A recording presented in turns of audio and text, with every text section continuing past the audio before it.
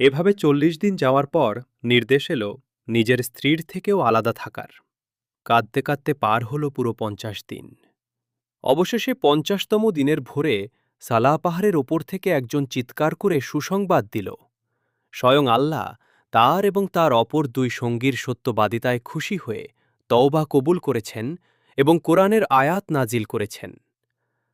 কাব রাদিয়াল্লাহু আনহু মসজিদে ছুটে গেলে দেখলেন নবীজি সাল্লাল্লাহু আলাইহি ওয়াসাল্লামের চেহারা আনন্দে পূর্ণিমার চাঁদের মতো জ্বলজ্বল করছে। সেদিন কাব রাদিয়াল্লাহু আনহু প্রতিজ্ঞা করলেন, যেহেতু সত্য বলার কারণে আল্লাহ আমাকে আজ রক্ষা করেছেন, তাই জীবনের বাকি সময় আমি শুধু সত্যই বলব। বন্ধুরা, এই ঘটনা আমাদের এক বিশাল শিক্ষা দেয়। সত্যের পথ সাময়িকভাবে কঠিন মনে হলেও এর শেষ পরিণতি সবসময় সুন্দর ও সম্মানজনক হয়। মিথ্যা হয়তো আপনাকে সাময়িক মুক্তি দেবে, কিন্তু সত্য আপনাকে দেবে চিরস্থায়ী সম্মান এবং আল্লাহর সন্তুষ্টি। গল্পটি আপনার কেমন লাগলো কমেন্ট করে জানান।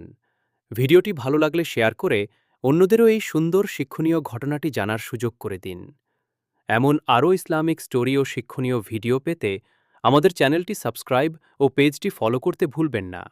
ভালো থাকবেন, সত্যের সাথে থাকবেন। আসসালামু আলাইকুম।